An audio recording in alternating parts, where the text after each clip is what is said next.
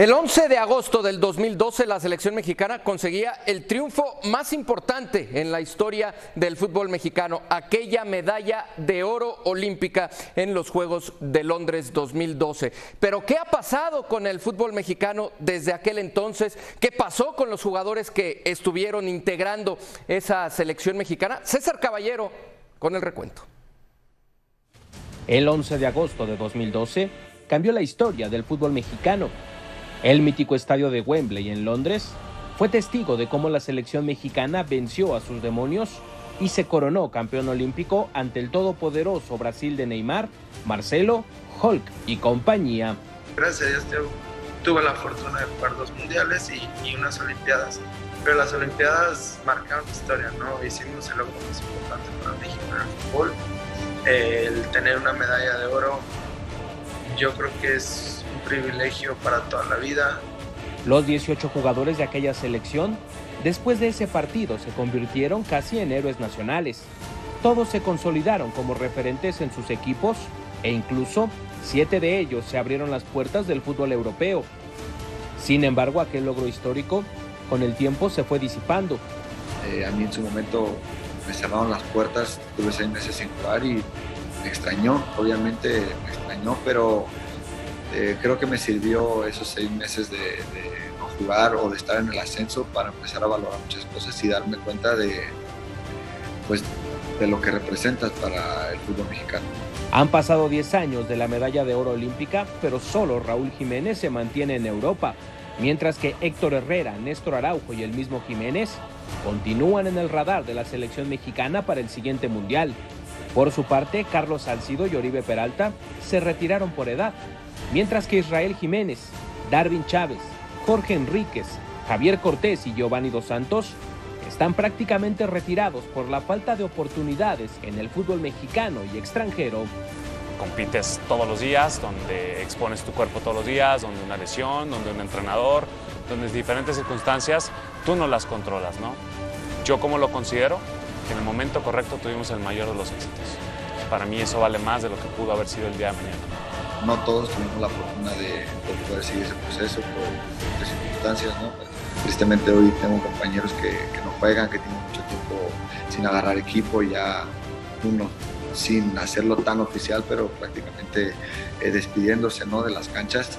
Y yo siento feo por todo lo que conseguimos. Los 18 elementos de aquella selección tuvieron diferentes rumbos y suertes, pero lo que siempre tendrán en común es que son parte de la historia del deporte en México.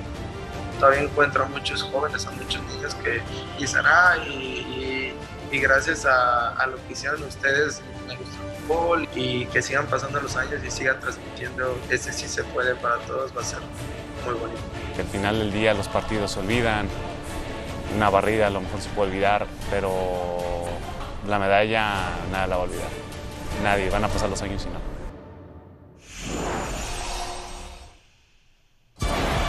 Gran recuento el de César Caballero y gran tema para analizar aquí en SportsCenter, y por ello nos acompañan Ciro Procuna y Héctor Huerta. Bienvenidos, buenas noches. Ciro, ¿cómo tomamos esto? ¿Es o no el triunfo más importante en la historia del fútbol mexicano? ¿Y qué ha pasado en estos 10 años con nuestro fútbol?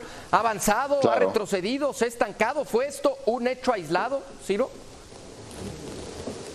Lo es, Michel, yo creo que sí, lo es. Buenas noches, gusto en saludarte. Y ahí queda, tendrá un lugar muy importante en la historia porque era algo inédito, por el rival al que se enfrentó y por el escenario en el que se conquistó. Después se consigue un bronce en Tokio, pero a mí lo que me preocupa más, si lo llevamos ya a un plano más global, es que no se logra un trabajo sostenido, porque después del oro en Londres vino el petardo en Río de Janeiro y después del bronce en Tokio ahora estamos tratando de digerir el fracaso más reciente del equipo que dirigió Luis Ernesto Pérez, que se queda sin Mundial Juvenil y también sin Juegos Olímpicos en París.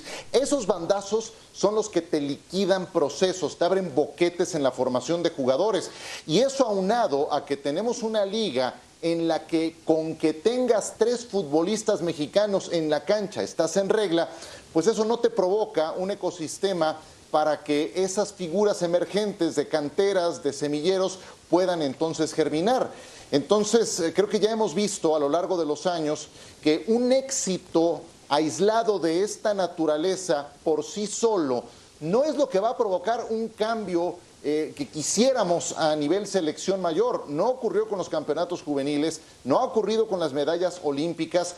La clave se llama alta competencia y eso es lo que sigue faltando. Hoy Héctor Huerta tuvieron una entrevista más que interesante en ESPN Radio Fórmula con Carlos Salcido y platicaba al respecto. Como bien dice Ciro, no hubo un trabajo sostenido. ¿Qué es lo que ha faltado y lo que ha fallado en el fútbol mexicano en esta década para poder tener eso que decía Ciro, un trabajo sostenido, Héctor?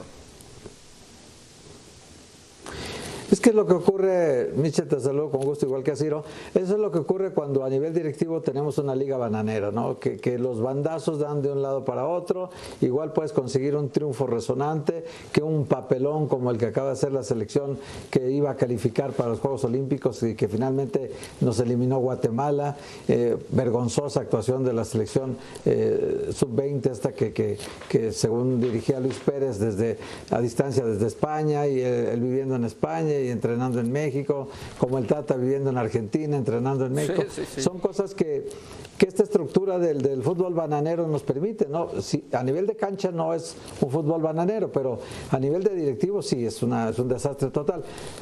Por un dato nada más sencillo que nos dijo Néstor Vidrio también en la tarde en una entrevista en ESPN Radio Fórmula. Cuando él debutó en Primera División había 3 extranjeros. Hace 10 años había 5 extranjeros cuando los Juegos Olímpicos. Había además de 5 extranjeros, había ascenso y descenso automático.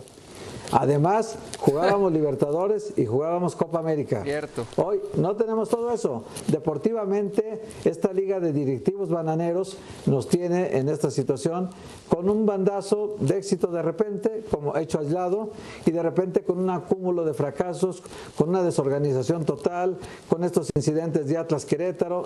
Todo esto es parte del menú directivo de lo que el Querétaro no tiene dueño, que no se puede vender, que presentan un dueño y no lo acepta el club de todavía. Es un desastre todo. 3 temas neurálgicos los que has tocado, los extranjeros, el roce internacional que hoy no se tiene en el fútbol mexicano y vamos a ver esta gráfica, Ciro, donde aparecen los futbolistas que estuvieron en ese 11 inicial en el partido frente a Brasil y también los que estaban en la cancha, con 3 refuerzos que fueron importantísimos, lo de Corona, lo de Carlos Salcedo, lo de Salcedo y lo de Oribe Peralta, y los demás, Ciro, pues muchos de ellos incluso ya retirados, otros que quizá no han podido tener la continuidad que de ellos se esperaba en el fútbol mexicano.